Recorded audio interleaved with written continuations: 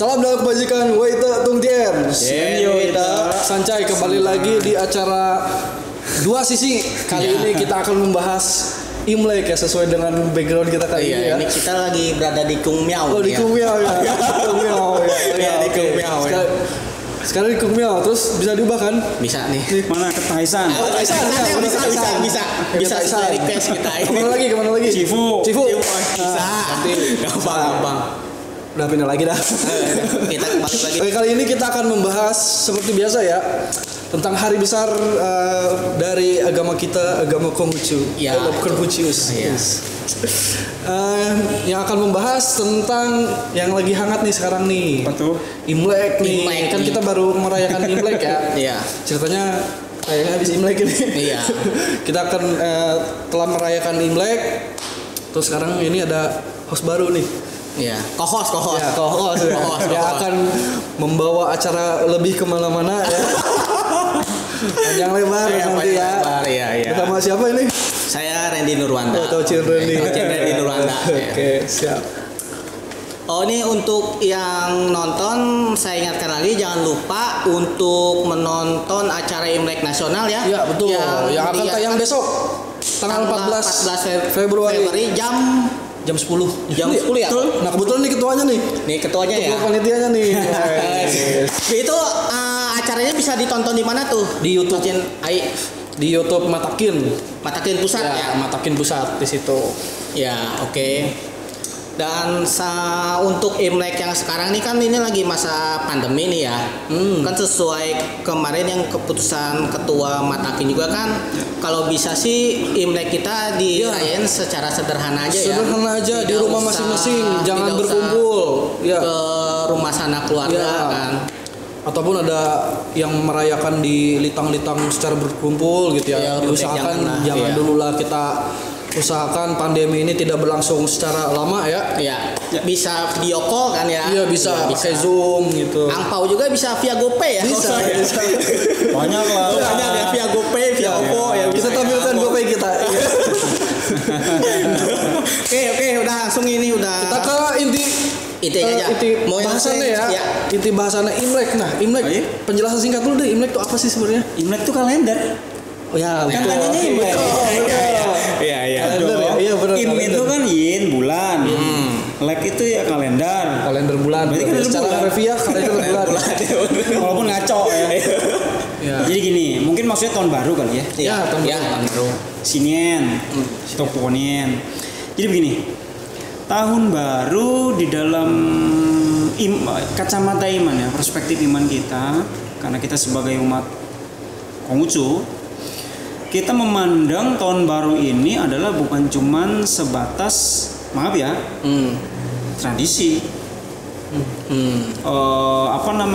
ritual tahunan, Iya. pergantian tahun, happy, ya sekedar kumpul, bukan cuma sekedar itu.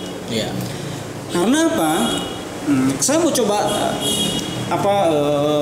bermain logika sama kamu nih ya. Iya. Sebetulnya kalau menurut kamu tahun baru itu ada apa nggak sih? Gak ada. Buatan manusia aja. Nah, betul ya. Iya. Alam semesta mah bersiklusnya ya tiap selalu. Ya, berputar. Alam semesta nggak kenal tahun baru. Ada tahun baru itu adalah, ya makanya saya bilang saya berani katakan bahwa tahun baru itu adalah ada di dalam level imaji manusia. Sama kayak garis khatulistiwa gitu ya. Imajiner kan? Ya, tapi khusus untuk khatulistiwa masih bisa di buktinya secara ilmiah lah katakanlah begitu ya, karena itu memang garis yang kok jadi kita ngomongin khatulistiwa. Enggak apa-apa ini ke geografi. Ekuator itu kan derajat kan yang membelah gitu loh, bagi bumi bagian utara dan selatan kan. Tapi kalau kita bicara tentang tahun baru, itu murni bahwa ini adalah ciptaan manusia. Alam semesta tidak mengenal tahun baru. Iya. Maka dari itu yang perlu kita pahami dengan baik, sebenarnya tahun baru itu untuk apa sih? Pernah nggak terpikir oleh kalian? Apakah cuma sekedar ya maaf ya tiap hari selalu berganti? Iya. Betul. Apa kekira Nanti malam kita tidur, Iya. tidur, besok bangun. Iya. benar. Lusa tidur lagi bang, tahun baru. Iya. Apa bedanya dengan hari ini? Ya, udah mulai kita main logika ya. Tapi intinya adalah yang ingin saya sampaikan kepada kamu semua dan teman-teman semua ya, di se-Indonesia bahwa tahun baru itu adalah murni ciptaan manusia dan memang dibuat untuk kepentingan ya manusia. Ya. Dalam sejarah perjalanan tahun baru, kalau kita membuka kitab suci kita dari zaman yang paling kuno sampai ke sekarang, katakanlah memang tahun baru Imlek seperti sekarang kan di pembakuannya itu di zaman Han. Bukan berarti di dinasti-dinasti kemudian ini tidak ada modifikasi pengembangan sistem kalender ini. Sistem Lun yang kita pakai sekarang ini adalah ya maaf itu udah produk sekitar abad ke-17. Walaupun memang esensinya istilah bulan tambahan, bulan kabisat itu dari kitab klasik sudah ada, hanya saja implementasinya tidak sempurna seperti sekarang. Ya. Jadi kembali ke yang tadi, jadi ngomong udah kemana-mana saya udah terlalu dalam ya. Tapi intinya adalah tahun baru itu dari awal ya ada istilah tahun baru itu, kamu tahu kalau dalam kitab suci kita ya kapan mulai ada istilah tahun baru? Penanggalan ini koko review dulu dikit ya. Penanggalan ini katanya diyakini, ingat cuman diyakini, dipercayai. Jadi cuman ranahnya cuman di sini ya. Dipercayai ditemukan oleh Huangti, Kaisar Kuning. Ya, itu sekitar 2000-an tahun sebelumnya. Lebih. 26 sekian. Oh, secara eksaknya tapi lupa ingat.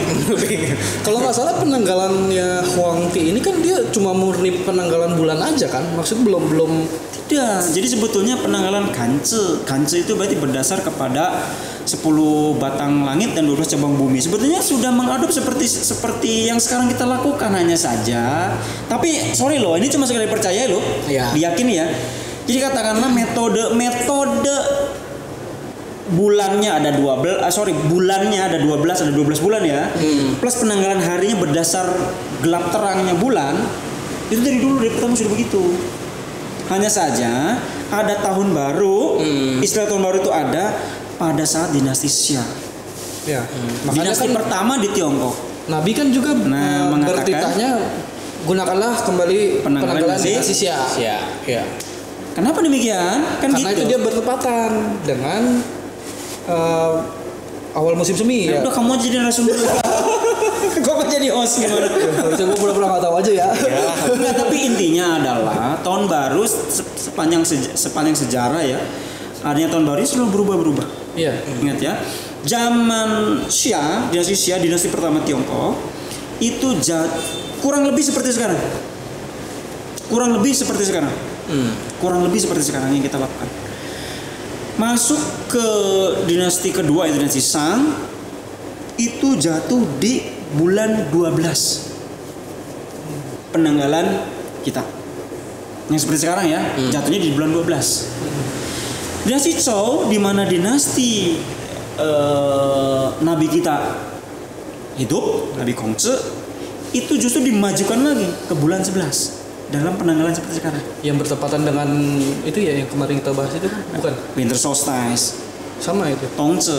Ya. Makanya yang dibilang tahun baru kecil itu ya. Tahun baru kecil betul. Karena memang dari Zhou tahun barunya itu adalah pada saat bulan 11. Tepatnya Tongzhi.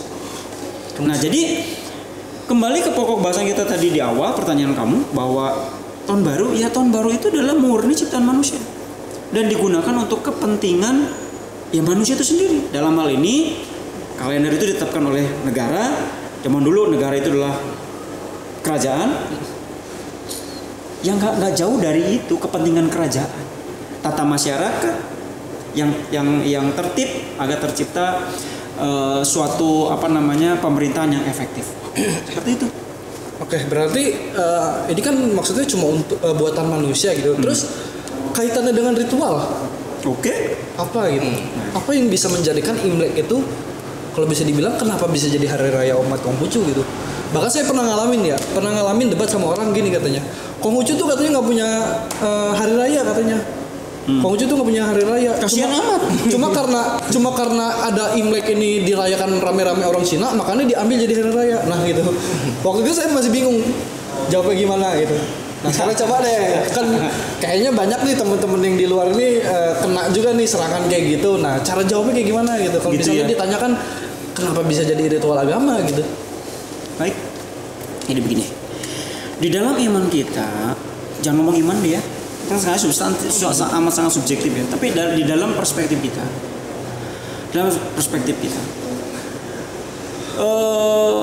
tiap kali bukan perayaan lah, katakanlah momentum tertentu, apalagi terkait dengan fenomena alam, itu pasti ada ritualnya. Bahkan dari semua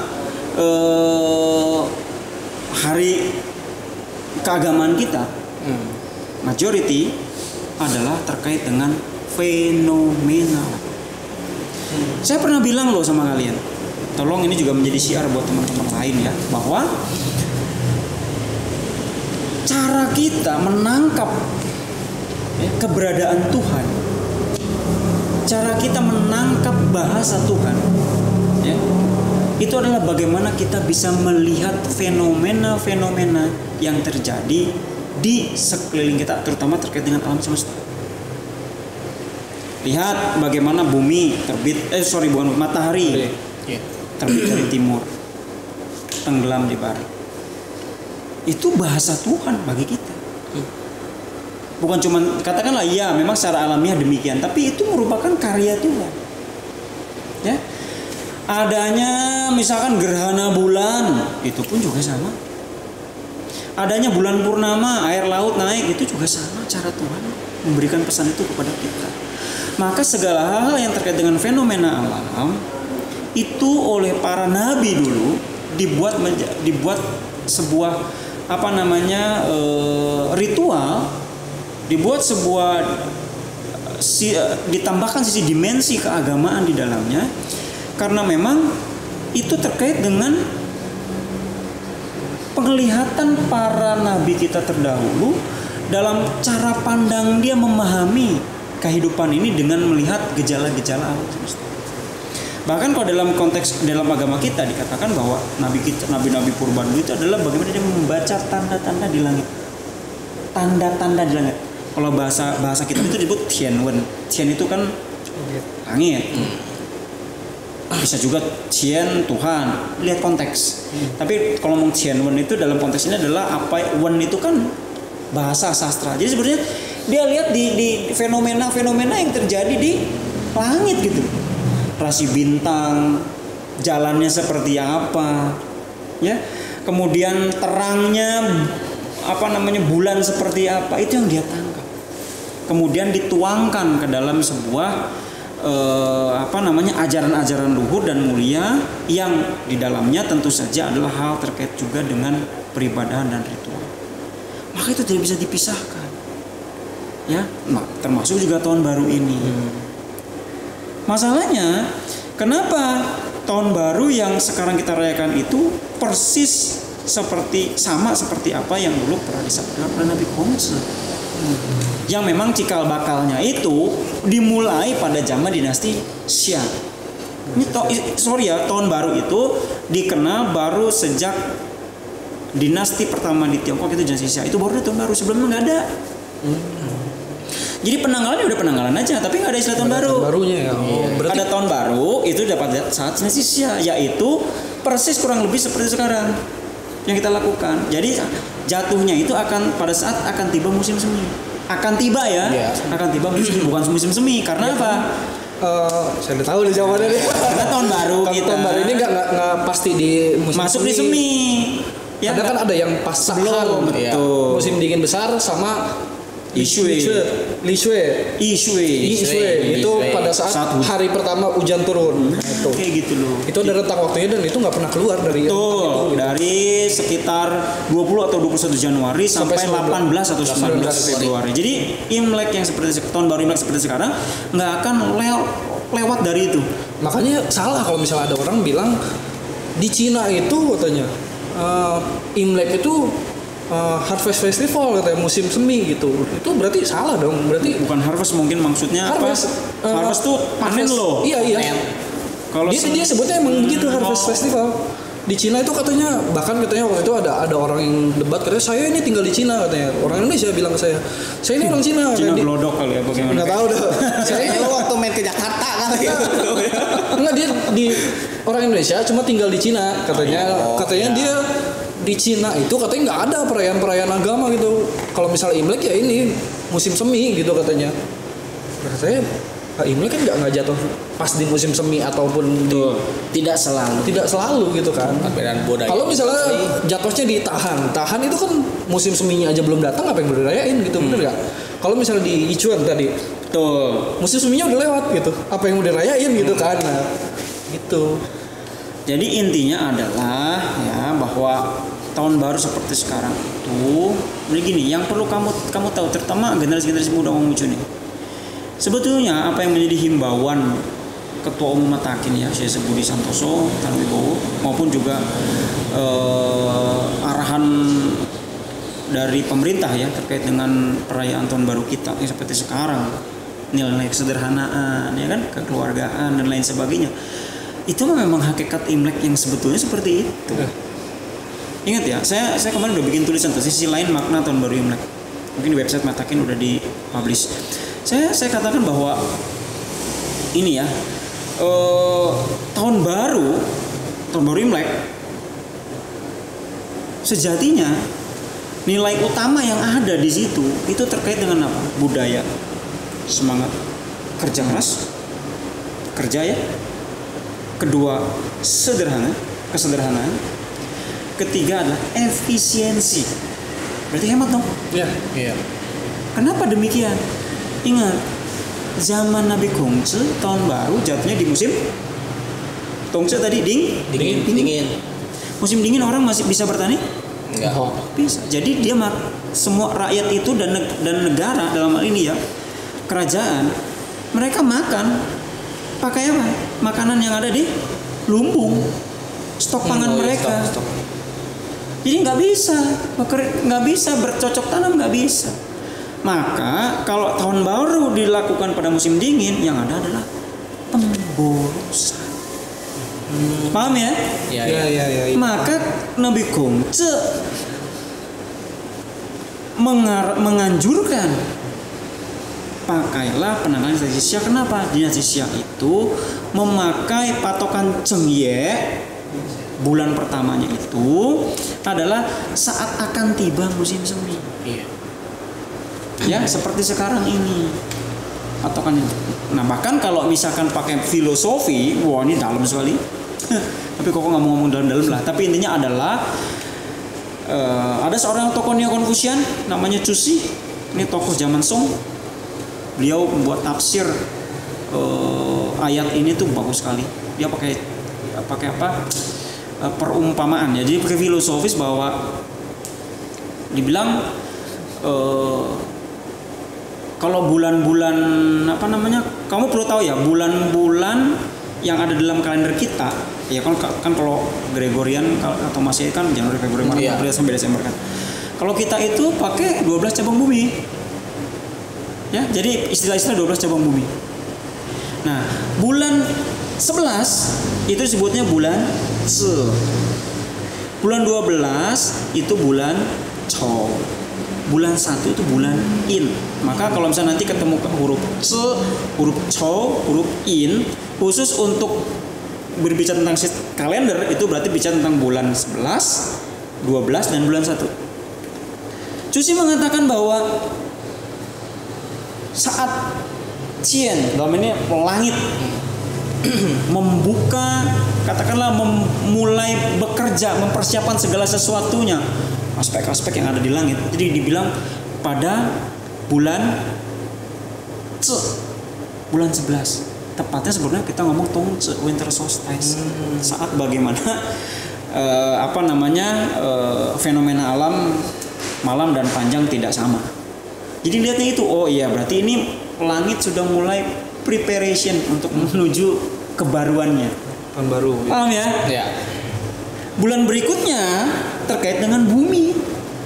Kalau menurut Confucius, bulan 12 adalah saatnya bumi mempersiapkan segala sesuatunya, preparation untuk memulai aktivitasnya. Bulan 1 itu terkait dengan ranseng kehidupan manusia. Sebenarnya itu apa coba yang bisa diambil kesimpulannya? Itu adalah terkait dengan saat manusia mulai pekerjaan yang mengolah bumi. Maka Nabi Kongce mengambil momentum itu yang paling cocok sebagai titik awal kehidupan baru di dalam tahun yang baru. Paham ya? Jadi di situ ada siratan maknanya. Di situ ada nilai spirit kerja. Tadi kan yang pertama efisiensi, bukan pemborosan, karena jangan di musim dingin. Kedua, apa tadi? Kerja.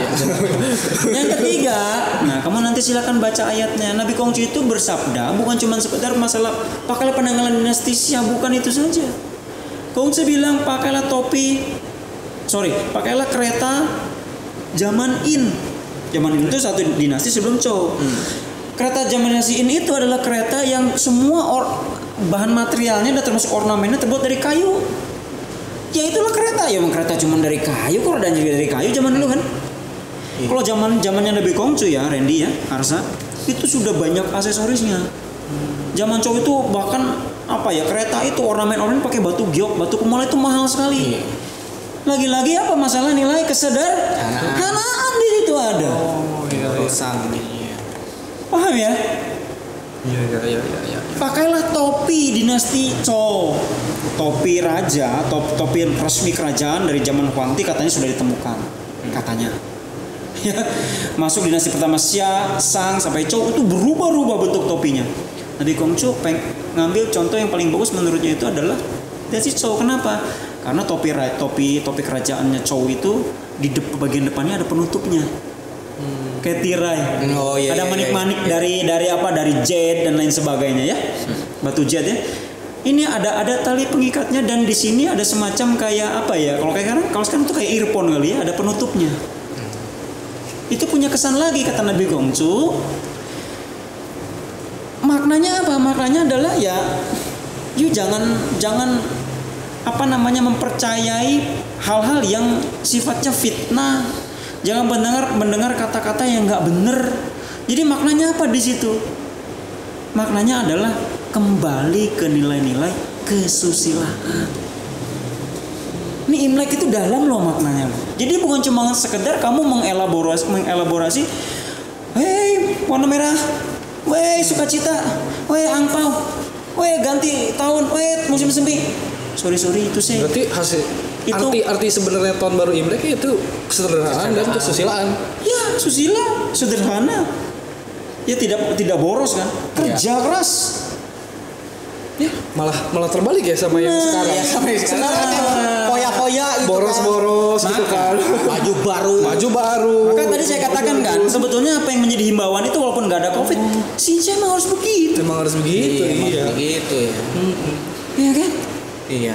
Jadi inilah esensi yang kadang-kadang orang tidak pernah mau menangkap ya. Apakah memang mungkin pola belajarnya yang belum mau mendalami sejauh itu kan gitu ya? Atau mungkin memang ya orang cuma mau hura-huranya saja?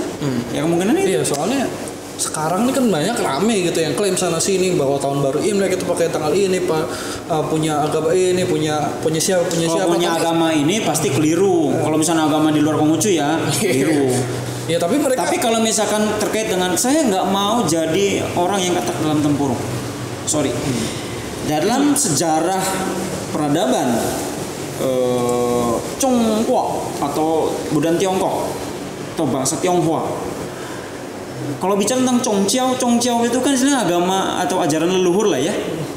Nah, istilah ini sebenarnya istilah yang dibuat oleh orang-orang Kristen lah, misionaris. Ya, jadi ada untuk membedakan lah ya, ya mereka dengan agama yang katanya tradisional ini sebutnya Chongqiao. Nah maka kalau ngomong Chongqiao ini kan juga bukan cuma sekedar Konghucu loh ya. Jadi katakanlah ada Taoisme, ada bahkan lu ada Mocha, ada ya mungkin Buddha sebenarnya sudah menyerap di dalam kebudayaan Tiongkok juga kan sudah menjadi sebuah agama baru di Tiongkok dulu waktu zaman Han kan gitu. Itu kita terbuka. Silakan. Tapi kalau misalkan bicara tentang hakikat pemaknaan tentang apa itu Xinjia atau Imlek, apa yang terkait dengan sejarahnya, kitab suci kita ada. Nah sekarang kalau misalkan bicara katanya kan lagi rame ini lah, jangan 2572 dong, bukan Kongzili ini lebih tua lagi. Karena dia katanya dari Huangti katanya. Ya nggak masalah, saya katakan kalau bagi orang-orang yang menjalankan silahkan itu hak mereka. Tetapi juga jangan menafikan 2572 karena dalam sejarah perjalanan panjang bangsa Indonesia dari permulaan abad ke-19 tahun 1800-an itu di Indonesia sudah pakai 2 penanggalan Kongzili, Kongculek. Masa itu sekarang sudah berapa ratus tahun? Iya. Mau dilupakan? Jas merah dong, jangan sekali melupakan sejarah dong. Itu pesan founding fathers kita. Maka begini ya. Kembali ke yang tadi masalah tahun baru Huangti, ya silakan tahun baru versinya katakannya Huangti kan nabi kita juga, hormatilah, silakan saja. Tetapi sejauh yang saya ketahui zaman Huangti belum ada tahun baru. Jadi apa yang mau dibikin tahun baru gitu? Kalau misalnya tahun baru juga nggak ada belum gitu. Ada istilah tahun baru. Tahun baru itu ada istilah setelah ada dinasti Xia. Dinasti Xia baru ada istilah Cheng Ye Cui, baru ada istilah hari pertama di tahun baru itu ada. Dan itu pun dinasti Xia saat menetapkan tahun baru seperti sekarang ya, harusnya nanti ketika dinasti Xia tumbang diganti dinasti Shang kan udah nggak berlaku. Iya. Tahun baru ini udah nggak berlaku nih. Ganti lagi dinasti Zhou, beda lagi tahun barunya, maju lagi ke Tongzhi. Ya, zaman Qin sama permulaan dinasti Han masih di bulan 11. Belum berubah. Bulan Qin kalau nggak salah dia balik lagi ke dinasti Qin dia berubah lagi ke penanggalan itu Huangti ya? Enggak. Masih di bulan 11. Oh masih. Ya. Kemudian setelah itu Qin dan Han awal ya. Nah, kemudian pada dinasti Han tepatnya itu di Kaisar Han Wuti. Nah, dengan seorang tokoh Ru yang luar biasa namanya Tong Chongsu. Beliau bisa menerapkan dimensi baru ajaran Konghucu di situ, membarui juga ajaran-ajaran Ru di situ, menerapkan sebuah aspek-aspek baru dalam hal spiritualitas Konghucu di situ. Bahkan dia bisa mempengaruhi raja pada saat itu untuk bisa juga menerapkan ajaran Ru secara mutlak, bahkan dibuat menjadi Kuo Chiao. Kuo Chiao itu sebetulnya agama negara. Kalau ngomong agama negara agak rancu sih kalau ngomong agama negara ya. Tapi lebih ke ajaran tunggal ya, asas tunggal yang dipakai negara dalam hal pemerintahannya. Ya falsafah negara dan seperti itu. Ideologi negara. Itu Kuo Chiao. Jadi istilahnya sampai segitunya. Maka beliau pun juga mereformasi kalender yang ada. Juga ingat loh kalender zaman dulu, zaman Nabi Konghucu itu banyak itu kalender itu. Kalender itu banyak, jangan kalender cuman kayak gini-gini aja enggak loh. Negeri lu punya kalender tersendiri, negerinya Nabi Konghucu. Dinasti Zhou punya kalendernya.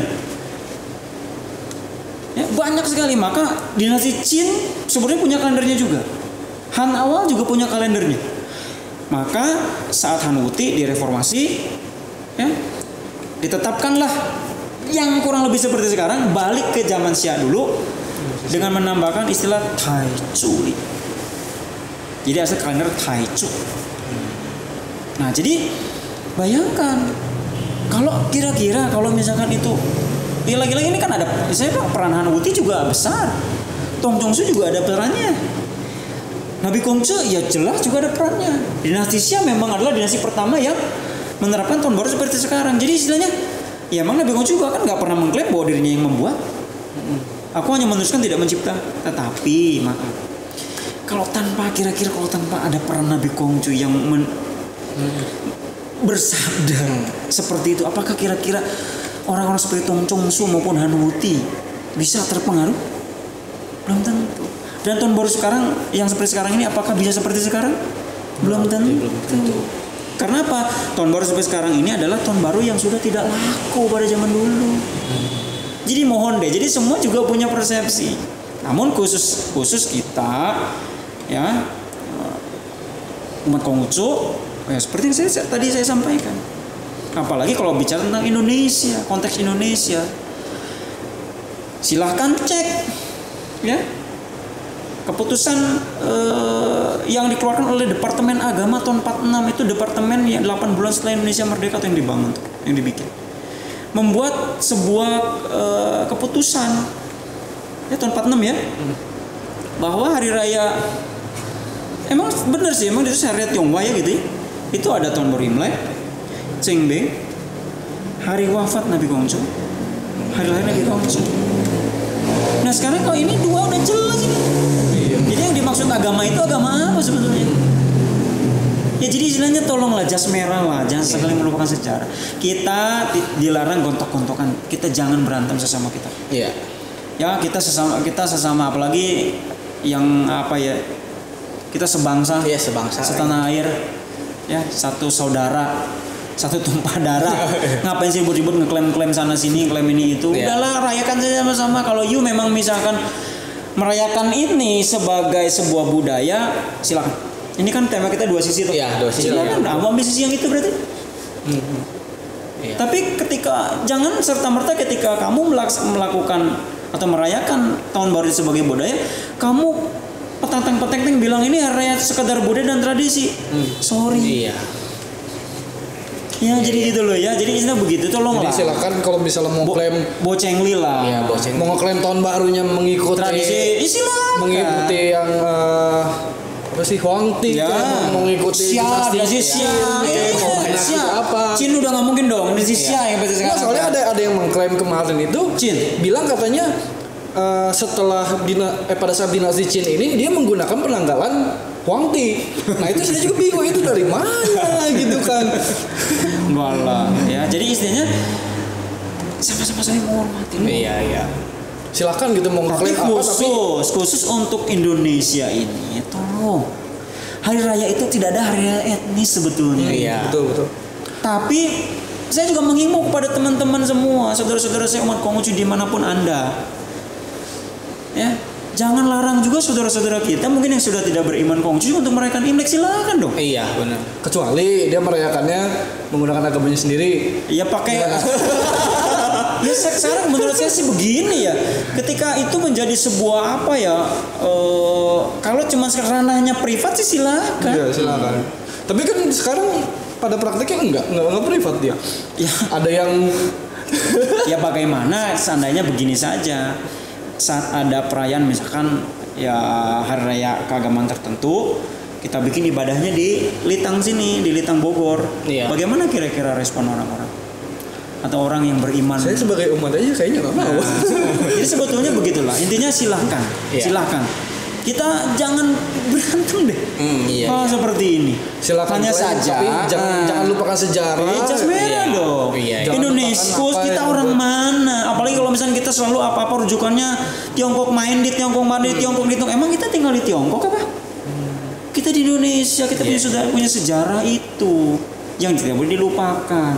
Kamu cek kalender-kalender kuno sebelum Indonesia merdeka, Indonesia masih Hindia Belanda, itu pakai penanggalan kita.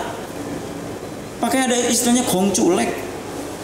Sulit kan. Ya, silakan silakan dicek. Khusus Indonesia ya, saya bilang Indonesia, kita bisa Indonesia, kita Indonesia. Dan hari raya yang di Indonesia ini hari keagamaan, tidak ada hari etnis. Bayangkan kalau misalnya ada hari raya etnis. Spesial amat ini orang Tionghoa ada hari rayanya. Orang Sunda pengen, orang Batak pengen. Indonesia terdiri dari beberapa suku. Silakan. Itu biasa Merah semua. Kalender merah yang semua. ya saya katakan begini, maaf ya Pak Presiden. Saya meniru gaya Pak Presiden yang kita hormati. Iya. Yang bisa nebak bisa dapat sepeda nih. Berapa banyak suku Indonesia? 1000 lebih. Iya kan? Iya. Apakah cukup hari rayanya? Jadi tolong. Hari aja tiga kali tanggal merah berarti. Jadi itu yang perlu kita pahami ya teman-teman. Jadi intinya Indonesia tidak mengenal hari raya etnis, titik. Adanya hari raya keagamaan, jadi jelas. Walaupun di undang-undang masih etnis. Oh, bukan etnis sih, tapi lebih ke makro melihatnya. Jadi agama dan adat istiadat. Oh iya. Agama dan adat istiadat. Jadi istilahnya lebih luas. Tetapi ingat, maaf, kira-kira di dalam implementasinya di dalam kita kehidupan bernegara khusus Indonesia, saya ingin tekankan lagi, ada nggak hari raya etnis? Ayo kita jujur-jujuran. Kita jujur-jujuran saja. Ada nggak hari raya etnis? Nggak ada lah. Seberapa istimewanya orang Tionghoa gitu. Seberapa istimewanya dia. Dibikin tanggal merah. Sorry, ini dampaknya bisa bahaya ini kalau seperti ini. Iya. Ini akan menimbulkan kecemburuan sosial bagi teman-teman etnis lain selain Tionghoa. Ya. Kita jangan jangan menimbulkan itu gitu. Itu hanya nanti khawatirnya hanya akan membuat sebuah hal-hal yang kontraproduktif. Iya. Ya. Pokoknya intinya begini deh. Tahun baru Imlek, silahkan bagi yang mau merayakan. Kita berterima kasih ya Bang. Saya harus Randy. Syed Ensan, puji syukur. Keluarga menganut paham Pancasila. Yang masuk, yang jadi Muslim ada, Islam, Kristen ada, Katolik ada, Konghucu ada, Buddha nggak ada sesama Hindu. Tapi intinya kita beraneka ragam nih. Tapi dalam konteks tertentu ya, di konteks tertentu, mama saya itu mengikut kan masuk jadul, produk jadul ya, orang zaman dulu ya. Orang zaman dulu tuh luar biasa loh ininya, toleransinya. Jadi kalau misalkan Idul Fitri, mama saya bikin ketupat tuh. Oh Idul masih kayak gitu tuh. Bikin ketupat. Iya. Biasa saja. Emang nggak boleh. Kecuali mungkin nanti jangan sampai kalau misalkan nanti kita di rumah pakai ritual-ritual gitu. Supaya ketupat. Atau mungkin gini, Idul Fitri pakai ritualnya Konghucu gitu. Ini kan, maaf ya. Iya. Gimana? Jadi hal yang akan menimbulkan sebuah kontroversi dan bahkan bisa terjadi pergesekan gitu, jangan sampai. Makanya kalau untuk masalah merayakan, ikut serta dalam kegembiraan, kemeriahan, siapapun boleh. Iya. Merayakan secara tradisi dan budaya, iya kita sesama orang keturunan orang Indonesia, keturunan Tionghoa, silakan. Merayakan orang yang bukan keturunan Tionghoa saja boleh kok. Iya. Why not? Menganggap bagi yang katanya masih ada darah keturunan Tionghoa, menganggap ini sebagai hal yang diturun temurun oleh dari leluhurnya, tradisi maupun budaya, silakan. Tapi jangan jangan klaim bahwa itu cuma sekedar budaya dong. Silakan klaim, tapi jangan juga melupakan Konghucu. Ada di dalam situ. Bisa kalau ada pertanyaan nih, lantas yang membedakan Imlek bagi agama Konghucu dan paham lain seperti Tao dan Buddhis itu apa itu kok? Jadi Gimana? Jadi yang membedakan? Yang membedakan Imlek nih, Imlek bagi menurut Konghucu dan Buddhis Konghucu menurut Buddhis dan Tao itu apa tuh jadinya? Yang membedakannya? Saya no komen dong kalau bicara tentang itu. Kalau bicara tentang Konghucu, ya ini adalah terkait dengan itu tadi yang kita telah bahas. Mungkin yang tadi yang fenomena alam tadi gitu ya. Sama yang paling penting adalah hakikatnya adalah ini adalah sebuah momentum kita untuk memperteguh diri kita, tekad kita, semangat kita untuk merubah diri ke arah yang lebih baik. Itu. Oh iya. Kan di dalam kitab suci kita kan jelas loh. Kau resin atau apabila suatu hari dapat membaru diri, baru terus. Resin tiap hari baru terus. Iya. Yo resin jaga baru terus. Itu hakikatnya. Iya. Ya, jadi jangan larut dalam euforia yang sekedar mengeksplorasi sukacita, bahagia. Ingat bukan cuma sekedar itu. Khusus kita agama Konghucu, tahun baru Imlek peribadahannya itu bukan cuma pas hari raya tahun baru Imleknya saja. Ya, karena banyak rangkaiannya ya. Nah, 1 minggu sebelum. Nah itu apa aja tuh? Seminggu sebelum dan seminggu sesudah. Seminggu sebelum. Secara tradisi disebut Jisi Xiang'an. Oh iya. Secara tradisi. Jisi Xiang'an. Oh bukan Xiang'an, Jisi Sang. Gini, Koko ngomong tradisi dulu ya. Secara tradisi, apalagi tetua-tetua kita, para ya udah yang senior-senior kita, para sepuh-sepuh gitu, yang aktif di kelenteng-kelenteng, itu akan kenalnya GC Sang-ang. Itu tradisi. Tanggal 24, Sangnya itu adalah menghantar, Angnya itu sebenarnya dialek Hokkien, Jiangqiu, yang padanan katanya kalau misalkan dalam dialektika Woi, ya Mandarin lah, karena zaman sekarang itu sama dengan huruf Senming loh. Jadi tanggal 24 menghantar Senming. Itu secara tradisi, secara halayak ramai. Apalagi kalau misalkan kita bicara tentang generasi satu generasi atau dua generasi di atas kita, di atas saya ya. Iya. Nah. Oh berarti 3 gitu.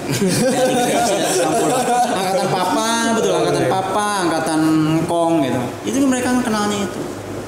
Hanya saja dari praktek ini yang katanya menghantar sen, apalagi kalau misalkan di rumah-rumah itu kan orang-orang dulu selalu menghoksai ya. Menghoksai itu maksudnya membuat altar di rumah itu ada altar malaikat dapur. Rata-rata di rumah-rumah orang kuno itu, orang-orang tua kita dulu itu ada. Nah, jadi pada tanggal 24 itu ada kebiasaan yang jelek sekali. Yang menyogok sen itu. Oh, yang katanya yang diolesin. Jokun. Sajiannya yang manis-manis, gula, permen kayak gitu loh. Masa malaikat disogok?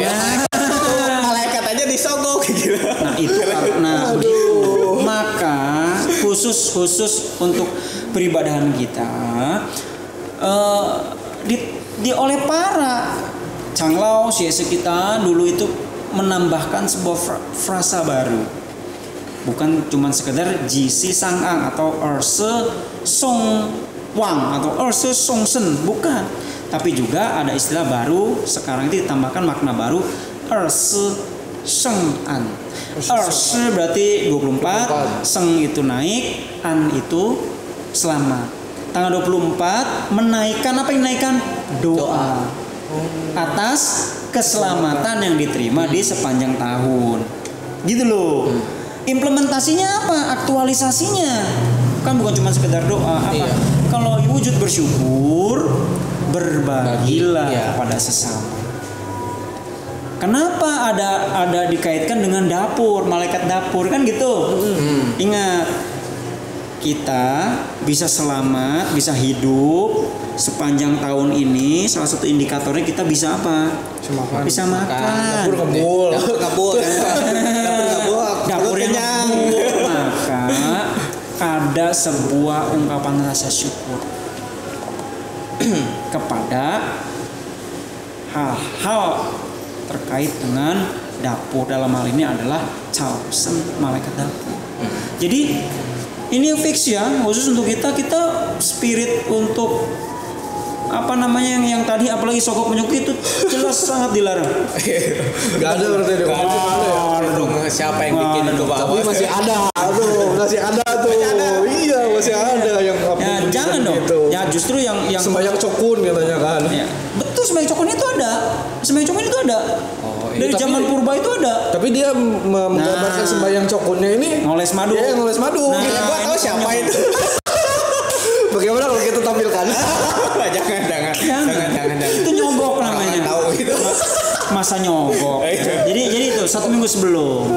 Pemahamannya salah berarti itu ya. Iya, kemudian biasanya kalau misalkan ada lagi sembahyang cuci itu berarti Hamin 1 sebelum tahun baru. Biasa kita sembahyang di meja abu leluhur. Itu sama kayak ini enggak?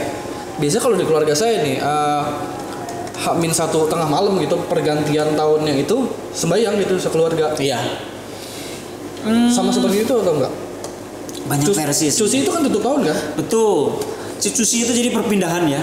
Nah itu sama berarti? Nah, itu kan si-nya aja kan si dalam literalnya itu bisa malam, bisa di penghujung ya. Nah, jadi istilahnya cuci. Sebetulnya nggak masalah sih kalau sembahyang seperti itu juga tidak masalah. Karena kan pada umumnya secara tradisi budaya oleh para leluhur kita ya Imlek itu memang momentum untuk kita kumpul-kumpul keluarga kan ya. Jadi memang diawali dengan sembahyangan kepada leluhur. Hanya saja ya lagi-lagi situasi dan kondisi kita di Indonesia ini, khusus Indonesia maupun khusus Indonesia ya, yang eksistensi sekarang juga eksistensi keberadaannya juga semakin diperhitungkan gitu ya. Kemudian juga kegiatan-kegiatan yang bersifatnya persaudaraan lintas iman juga kita selalu terlibat. Maka ketika Imlek, wah nih malam Imlek pasti ramai nih di kelenteng. Nah, ntar kalau misalkan semua di rumah nggak ada yang ke kelenteng, tidak ada yang ke Litang, nanti gimana anggapan orang? Apa iya nih rame gitu loh. Nah, maka ada penyesuaian baru. Sekarang sudah mulai di beberapa tempat umat kita melakukan sembahyang luhurnya di siang hari atau sore hari. Nanti malamnya dia ke kelenteng, Litang, dia kumpul. Nanti ketika ada saudara seiman datang, hadir juga bisa menyambut mereka seperti itu. Itu kan H-1 ya. Nah, kemudian biasanya kalau di Litang itu sebetulnya lebih ke sembahyang sembahyang tutup tahunnya. Menjelang Guantan. Biasanya di jam 11 sampai jam 1. Tengah malam ya. Itu rentang waktunya sangat sesuai ya. Nah, kemudian setelah itu besoknya kita harus udah mulai hari kedua setelah Imlek kita sudah mulai berpantang nih. Saici ya. Sampai sebentar. Bukannya hari kedua? Enggak. Setelah JISIS yang sama Imlek itu ada satu lagi ya? Apa tuh? Yang kemarin kita lakukan itu apa sih? Fengsang apa sih? Oh, sembahyang tolak bala. Iya itu. Nah itu sebenarnya tidak wajib. Tapi apakah itu tidak dianjurkan? Apakah itu cuma tapi tradisi tidak atau juga dilarang? Secara umum itu adalah sembahyang yang sering dilakukan di kelenteng-kelenteng. Menyerap nilai-nilai ya ada unsur Taoisme ya jelas. Iya. Buddhisme juga ada, Ru juga ada. Maka jangan juga ini umat Konghucu ini aneh nih, kadang-kadang suka sok-sok fanatik nggak jelas ini. Nggak ada di kitab susu nggak boleh. Kitab mobil juga nggak ada di kitab susu nggak boleh. Ini ekstrim amat ya. Iya. Ini ekstremis amat ya. Aduh bahaya ini kalau kayak gini ya. Jadi istilahnya apalagi kitab susu memang bukan kitab terkait dengan ritual. Mana ada kitab susu ritual. Kita diajarin ritual tentang persembahyangannya, tata cara mereka nggak akan ketemu lah. Ya. Jadi intinya adalah ada sembahyang tolak bala.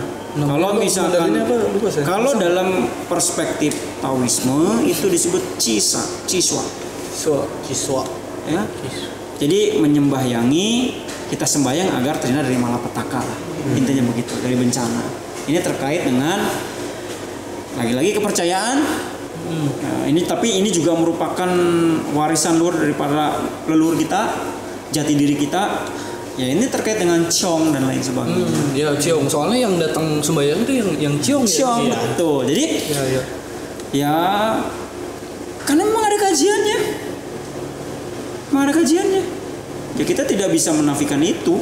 Ya ada kajiannya, ada hitung-hitungannya, dan itu semua bersumber dari secara spirit ya. Kitab suci kita juga. I Ching. Sangsu itu suci ya, terkait dengan 5 elemen. Ya, yin yang-nya dari kitab I Ching. Cuman itu dimodifikasi, dikembangkan di sebuah ilmu terapan. Ada Pakse, ada Cimen dan lain sebagainya. Sampai ada buku pintar dari orang Tionghoa, primbon tiap hari. Nah itu Tongsu namanya ya kan. Ya itu juga merupakan warisan dari para leluhur kita, yang kita juga tidak bisa menafikan itu. Nah maka boleh nggak dilaksanakan mense? Ya boleh, silakan. Terus katanya yang jadi kontroversi lagi tadi kamu sempat bilang apa? Fangsen ya. Fangsen ya. Kalau orang kelenteng bilang, kita aktivis kelenteng seperti saudara-saudara kita, termasuk saya juga. Maksudnya ini kan melepas hewan ya, melepaskan hewan hidup ke alam atau habitat mereka. Nah itu maknanya apa tuh? Nah sekarang begini, dalam kitab Lunyi, sabda suci, Nabi Konghucu itu pernah bersabda, Nabi mau memanah burung, tapi tidak yang sedang hinggap atau bersarang. Maknanya apa? Menjaga keberlangsungan kehidupan ya si binatang itu, ya si burung itu. Siklus kehidupannya nggak terlalu terganggu. Ya. Kemudian kata Nabi mau memancing, tapi nggak mau menjaring. Apa maknanya? Pakailah secukupnya, jangan eksploitasi, merusak alam. Ya. Ya. Mengce menegaskan di kitabnya loh. Kalau zaman Mengce udah boleh tuh menjaring tuh ya. Kata Mengce boleh menjaring, tapi tidak boleh pakai mata jaring yang rapat. Ya. Karena apa? Agar yang kecil-kecil, telur ikan, telur kura-kura, anaknya dan sebagainya itu nggak kejaring. Lagi-lagi apa? Menjaga keberlangsungan.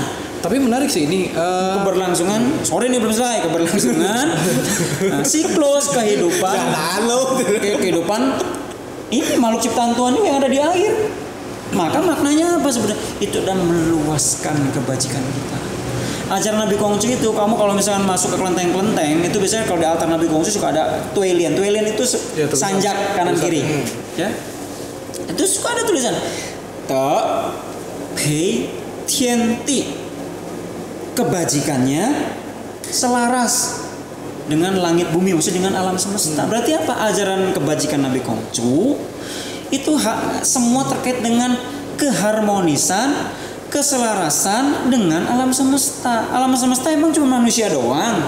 Cuman kita berbuat, misalnya Randy berbuat baik sama Harsa saja, berbuat baik sama Jayadi saja, atau Wansa Urip, Ko Urip berbuat baik sama Harsa saja, kan tidak. Iya. Bukan cuma sesama manusia, bukan cuma sesama manusia, tapi juga kepada alam semesta, pada alam lingkungan. Monas itu kepada Tuhan dan manusia loh. Iya. Jadi satu ya. Lebih ke kita itu lebih ke ya itu yang saya katakan tadi, itu meluaskan kebajikan. Meluaskan jalan suci. Jalan suci bukan cuma manusia doang dong. Alam semesta juga harus dijaga. Mereka punya hak dan kita jangan melanggar, merusak hak-hak alam semesta. Itu. Maka kita pakai ritual fungsen, melepas hewan-hewan tuh hewan yang udah ditangkap loh Arsa. Ya, bukan kita sengaja nangkep dilepas lagi. Iya, semuanya butuh borong ya. Lepasin lagi. Bukan. Hewan-hewan yang sudah ditangkap orang, yang tadinya mungkin mau dijual atau mau dibunuh, disembeli gitu loh. Kita beli dilepasin. Oh iya. Beri kesempatan dia untuk juga bisa hidup lah. Masa dia ditangkap lagi sama orang lain lagi kita nggak tahu. Tapi minimal kita sudah menyelamatkan, menjaga siklus kehidupan hewan itu gitu loh ya. Sebenarnya itu sebagai tanda dan ya bener-bener emang kita lepas buat itu gitu ya. Iya. Lepas ikan. Ya ikan jangan ikan lohan kamu lepas ke got ya mati lah. Betul dong? Iya. Atau ikan apa? Ikan koki kamu lepas ke mana? Ke tuh Sungai Ciliwung. Nah, seberang Litang sana. Ya mati lah. Itu nggak fungsi juga ya. Carilah ikan-ikan yang memang ditangkap-tangkapi mungkin oleh para nelayan, oleh siapa ya, tangan-tangan jahil lah gitu misalnya ya. Ya kayak gitu, jadi dibeli lepasin. Jangan penyu ya, kura-kura sama yang ditangkap ya, yang ditangkap oleh nelayan liar lah ya. Dijual belikan menjadi komoditas yang akhirnya, apalagi kalau misalkan kura-kura atau penyu yang langka itu wajib sekali itu segera lepaskan. Beli kalau emang punya uangnya juga. Beli lepas, jangan misalkan penyu yang emang udah disiapkan oleh kelenteng tertentu, ini udah disiapin kura-kuranya, burungnya, baru kita beli terus kita lepasin, di sana udah yang menang. Wah ini sih, waduh, komersialisasi fungsen itu. Aduh. Ya, jadi intinya begitu ya. Iya. Jadi it's okay, nggak masalah. Jadi Ru punya dasar, Tao punya dasar, Fo juga punya dasar. Ya, jadi intinya ini ya memang sudah menjadi kebiasaan umum ya bagi masyarakat Tionghoa dalam menyambut tahun yang baru. Ya ketika memang ini menjadi sebuah kebutuhan umat dan sudah menjadi dalam ranah belief ya atau faith umat, ya why not? Selagi itu tidak melanggar kesusilaan, dasar teologianya juga ada, jelas tertulis dalam literatur kitab suci kita. Masa kita melanggar kesusilaan? Lucu gitu ya. Nah, seperti itu. Ya tadi yang ada yang menarik tuh tadi dari pemaparannya yang soal ayat yang tadi bilang Nabi Kongsu ini dia memancing tapi tidak menjaring. Iya. Nah, ya kalau misalnya orang-orang yang apa ya dibilang fanatik kan kadang-kadang ada yang bener-bener kata ayat ini ya ini gitu. Bener nggak? Iya kan ada yang begitu, di kita pun ada yang kayak gitu. Ternyata emang di agama kita Nabi bilang begitu, tapi istilahnya bukan dikoreksi apa ya? Disempurnakan gitu, disempurnakan diulas lagi, disempurnakan sama Mengce dengan relevan dengan zaman gitu, zamannya gitu. Mungkin di Nabi Kongcu dia cuma memancing aja, dia nggak boleh menjaring. Tapi di zaman Mengce ini dia boleh menjaring, tapi kan ada tapinya gitu, dengan mata tidak boleh menggunakan mata jaring yang kecil. Gitu. Jadi emang sebenarnya penafsiran ayat ini nggak boleh sembarangan ya, nggak boleh sembarangan dan nggak boleh begitu aja gitu. Saya pernah mengusulkan kepada dulu itu sebelum saya ini sebelum saya ikut bantu di kepengurusan pusat Matakin ya. Jadi intinya sebelum saya menjadi sekretaris Dero seperti sekarang. Jadi dulu saya pernah mengajukan kepada Kaderoh dulu itu ketua Dero itu Siese Onga. Saya bilang pada beliau itu pakai bahasa akrab saya Kong, kitab suci kita terutama sesu perlu ada tafsirnya dong. Benar. Apalagi tafsir dia dari arus utama Ru yang mainstream, misalkan zamannya si Song itu ada Cusi punya tafsir, terus dipelajari. Karena apa? Belajar kitab klasik tanpa didahului kita mau baca tafsirnya sulit kita bisa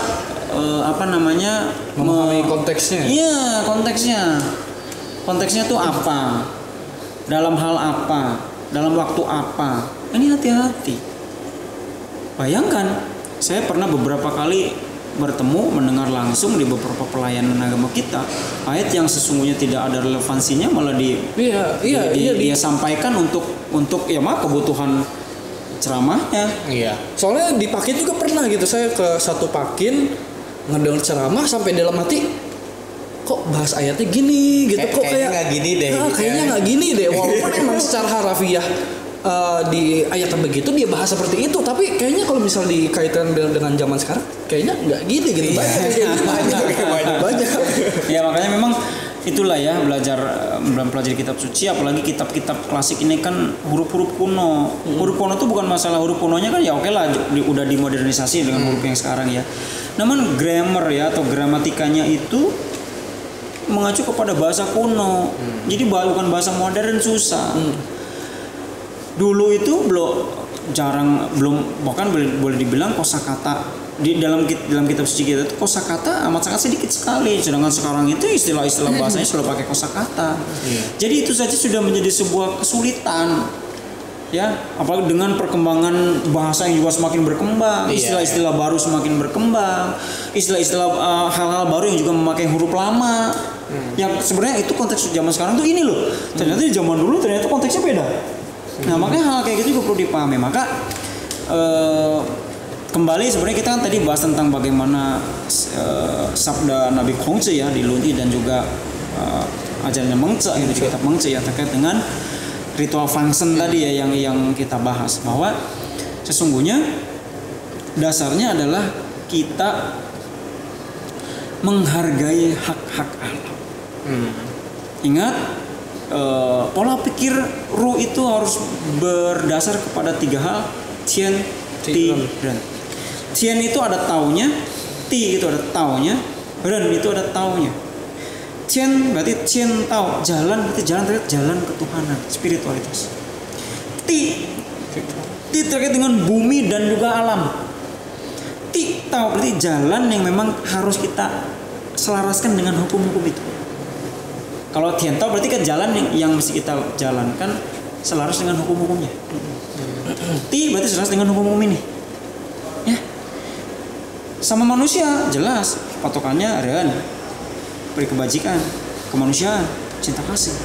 Nah ini 3 jalan ini perlu ditapaki. Maka saya bilang ritual function itu adalah meluaskan kebajikan kita, sekaligus juga meluaskan jalan suci kita. Supaya apa? Ya kita kan prinsipnya wait tong cian tuh. Hanya dengan kebajikanlah berkenan kepada Tian. Jadi ketika masuki tahun baru, wah ada yang khawatir nih di tahun besok kena siklus cong, siklus clash, ya.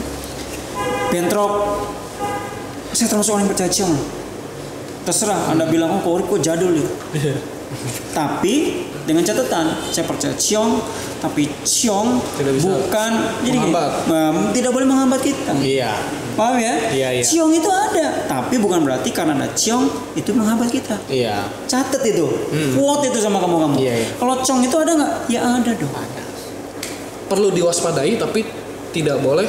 Ya lebih mawas diri. Oh iya dong, lebih mawas diri saja. Lebih hati-hati, jangan gegabah. Ya. Nah kemudian begini, kenapa ciong itu ada? Lihat alam semesta atau benda-benda langit yang misalkan planet-planet ya, itu kan mengorbit sesuai dengan hukumnya, itu alamiah.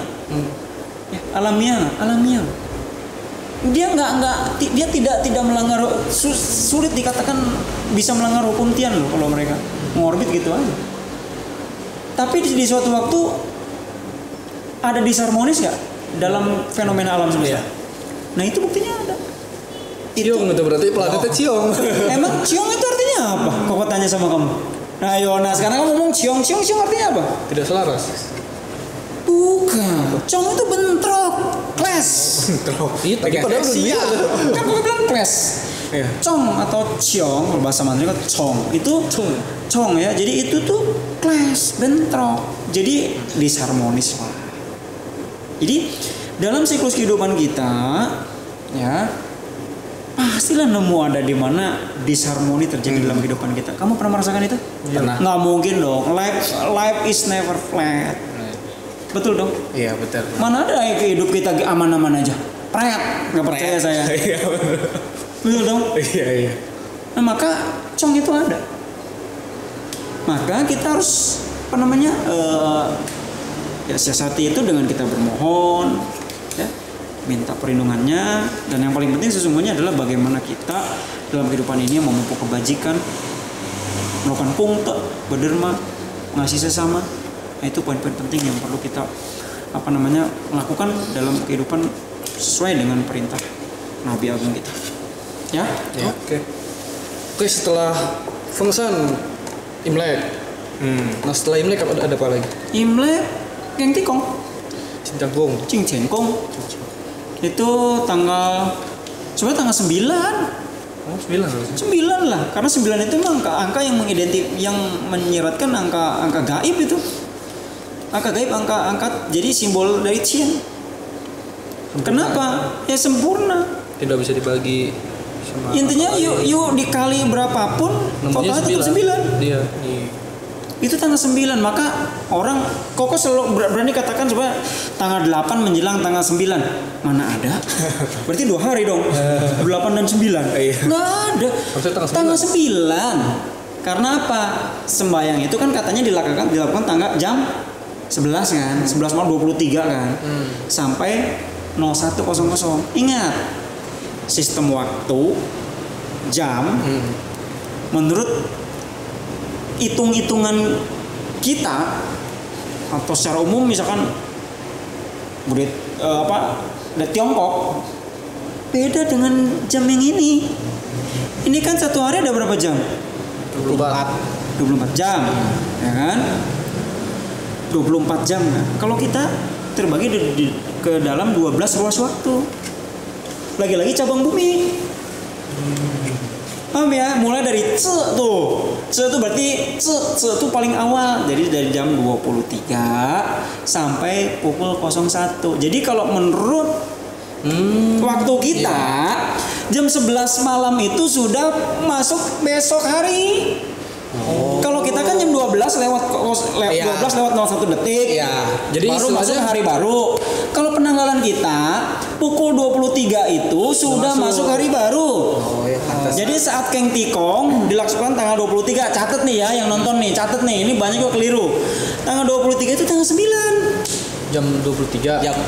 Jam 22. Aduh, ya kacau nih. Pukul 23 00 itu tanggal 9. istilah kasarnya 1 jam kita sama dengan enggak, 2 jam 2 kita jam. sama dengan 1 jam penanggalan Imlek. Iya. Jadi 2 jam yang umum nih sekarang berlaku kita pakai secara universal. Kalau menurut perhitungan Karena 12 cabang bumi itu. Kalau kita 24 dia 12. Nah, perhitungan kita berdasarkan pada 12 cabang bumi dibagi 12 ruas waktu, jadi 2 jam 2 jam. Iya. Paham ya? Oh iya. Nah, Keng Tikong tuh tanggal 9 ini mulai ada pencerahan baru kayaknya. Baru tahu kamu pasti. Iya, bertahu saya. Baru. Jadi jam 11 itu masuk hari baru ya. Nah, jadi Keng Tikong tuh tanggal 9. Kemudian setelah itu apa? Apa tanggal 9? Cap gome. Ya udah cap gome. Nah, cap gome itu apa? Ya nanti dong bahasnya. Ngomong nanti. Ini udah berapa menit gimana? 60 ya? Soalnya 60 menit ya? Cap gome ini ada banyak juga nih, ada yang Versinya katanya ya. merayakan cap sime, ada yang bela-bela. Itu hukumnya gimana nanti kita. Dengan cap sah aja lah. Saya. Biasanya ada waktu pas Imlek tuh ada kok biasanya. Oh iya. Harus itu ya. Jangan salah, itu masuk budaya kelas atas zaman dulu. Oh, kelas atas ya. Kita harus melestarikan budaya Nah, tapi dengan catatan jangan judi. Oh ya enggak. Emang capsa judi? Emang capsa judi?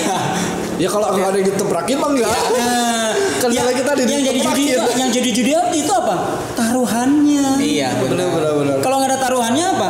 Game. Iya game benar. It's a game. 2000 pertama. Ini judi. Ya gitu. Ya ngomong, oh ini nih malaman tahun baru main ceme aja lah katanya. Cemean aja katanya. Emang sih yang larang. Iya. Benar. Tapi kalau udah keluar dompet, aduh kesel. Ya udah gini nih. Tanggung. 2000 lah. Nah, itu baru dilarang. Boleh dong. Itu baru gambling. Tapi kalau cuma sekedar you main ngasah otak, Iya. Why not? di mana judinya? Berarti nanti masukin ke game pakin tuh. Capsa. Main remi. Iya kan remi kan? Bisa Gitu. remi.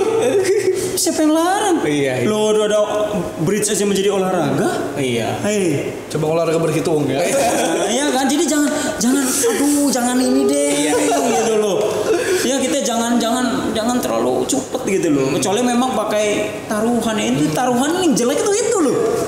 Taruhan duitnya itu loh, itu yang dilarang keras oleh agama. Agama manapun akan melarang.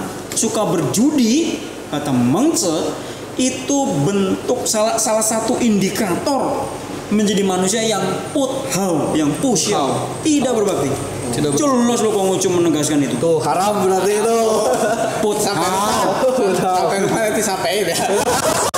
Ya serius. Suka berjudi, berpesta foya yang tiada artinya, ya kan? Itu emang Ayatnya. ayat berapa tuh? Lo cari sendiri. Enggak, jadi ntar kalau bisa ada yang nyila, langsung kita bacain. Lihat My Sesu. Atau Sesu PDF. Tinggal di apa? Keywordnya apa? Suka berjudi atau bermalas-malasan. Search. Keluarnya puthau semua. Saudara lagi pernah nyila, kita berdiri lihat masih itu. Ya kayak gitu ya. Jadi intinya adalah ya kemana-mana ya. Nah, intinya ya seperti itulah. Ini gara-gara co-host baru nih kemana-mana nih, orang tadi udah mau closing malah dibawa ke capsa. Gimana co-host baru, ada yang mau ditanyakan nggak? Sebenarnya tadi udah dijawab semua. Iya, tadinya gue pengen jawab, dia udah jawab duluan. Gue juga pengen nanya begini ditungguin, ada jawabannya. Ditungguin lagi ada jawabannya. Aduh. Visioner nih kayaknya Korip ya. Tahu nih kayaknya apa yang dari pikiran kita ya. Jangan-jangan begitu nih. Bukan ada skripnya ya? Ketahuan deh. Jangan dibahas dong. Iya. Dari penonton ada nggak? Penontonnya dari mana nih? Pondok Indah. Banyak ini penontonnya. Iya banyak Rumah Pondok Indah. Bahaya dong. Ngeri-ngeri sedap. Penonton ada pertanyaan nggak mengenai Imlek? Nggak ada. Udah puas nih kayaknya ya. Udah puas. Ya intinya Ini gitu. udah berapa menit itu kok? 70 menit. 70 menit. Berarti Sejam 10 menit. sejam 10 menit ya. Ya nggak apa lah. Nggak apa-apa lah, emang Bogor memang Ya segitu. biar jelas gitu kan, daripada kita cuma bikin video 30 menit tapi yang dibahas setengah-setengah kan. Iya benar-benar. Ntar yang ada dipotong-potong lagi. Iya. Gitu. Oke, Udah, ada lagi? Oke. Kali. Kalau nggak ada, Mungkin habis konten ini kan tadi ya nanti kita bakal bahas Imlek terus cap gomeh kali ya. Cap Gomeh. Boleh ya tuh. Kita bakal bahas Cap Gomeh. Nanti mungkin tayangnya sekitar ya Cap Gomehnya sih. Ya. Cap gomeh ya. Tayang kapan? 2 minggu setelah Imlek. Imlek, 2 minggu setelah Imlek. Terima kasih nih kepada Unsu Urip nih yang selalu kasih mau kembali, ya. Selalu mau. Sorry. Ini udah ngaret berapa lama ya? Nggak apa-apa. Nggak apa-apa. Yang penting jadi. Iya. Gitu kan. Sorry ya, Arsa ya. Iya. Randy, Udah mau sorry. nih ngisi di Selalu lah kalau untuk anak muda saya nggak pernah tolak lah. Penting soalnya. Kayak ini nih. Kalau emak lihat dulu. Kalau yang STW lihat dulu. Iya, lihat dulu. Bohong, bercanda loh. Tapi memang kalau untuk anak muda saya sudah menjadi prioritas. Penting. Keren. tuh udah ada yang mau, kenapa nggak dimanfaatkan gitu ya. Gimana kitanya aja nih nyari informasi nih, udah ada yang mau ngasih informasi gimana kita menyerapnya gitu. Iya. Makanya jangan suka ini makin Bogor begini-begini nih. YouTube-nya juga ada yang kayak gini-gini yang berisi gitu kan. Ya nggak cuma kita ngomongin orang doang. Gibah mulu. Gibah. Ada juga dua sisi. Iya, tapi yang anehnya yang konten-konten begini jarang yang nonton. Giliran. Tapi kemarin lumayan banyak, ada 500-an. Yang tungsi ya, yang tungsi ya? Iya, yang tungsi lumayan banyak. Berarti udah mulai sadar tuh ya. Udah mulai sadar. Cuman malu subscribe kita gitu. Ya, kita sih nggak nyari subscribe ya. Kita nggak nyari subscribe dan kita juga nggak minta ditonton. Ya tapi kita bikin video kayak gini kita emang pengen, kita emang pengen dan kebetulan ada fasilitasnya gitu kan, fasilitasnya dipakai gitu ya. Jadi kalau dipakai ya. Ya kenapa enggak gitu. Jadi kalau mau ditonton silakan, kalau misalnya nggak suka ya udah jangan ditonton gitu. Ambil positifnya aja sih. Betul. Gitu aja. Sekian dari dua sisi, mudah-mudahan jadi pengetahuan baru kita. Ya. Dimana kita harus membaharui diri setiap hari gitu ya. Betul. Wajib. Terus jangan lupa nanti ada dua sisi juga yang akan bahas tentang apa tadi? Cap Gomeh ya, Cap Gomeh. Sangyuan atau Yuan Xiao. Oh, jumpa lagi di dua sisi episode berikutnya. Terimalah kembali salam penuh iman. Kita hanya kebajikan dan berkenan. Wei de tung tian. Shen yo gitu. Santai.